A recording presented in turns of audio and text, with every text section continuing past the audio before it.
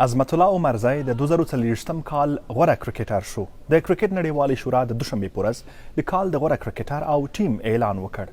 د کرکټ نړیوالې شورا ویلي چې عظمت الله عمرزی 2023م کال په یو ورځنیو نړیوالو لوبو کې په ښي لاس چټک بالینګ کاوه او په غوره توپوهنې سره یې د افغانستان د ټیم په بریاوو کې د پام وړ رول ادا کړ. ډېر زیات خوشحاله یم چې د 500 ورځې د کال غوره لوبغاړی ونومول شم.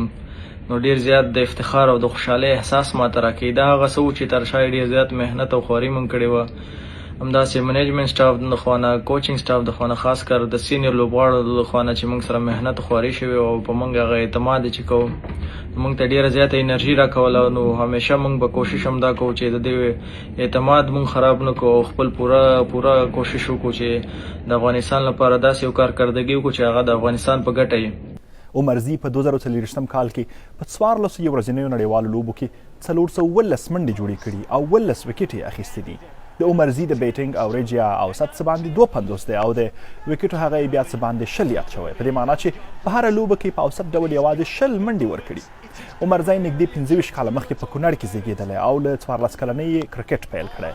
هغه د افغانستان په 19 کلنو ټیم کې شامل او تر هغه وروسته یې ملي ټیم ته لار پیدا کړه. د کرکټ نړیوالې شورا یاده کړې چې عظمت الله عمرزی له آیرلند، جنوبي افریقا، بنګلادیش او زیمبابوې سره په لوبو کې د پام وړ لاسته راوړنې درلودې.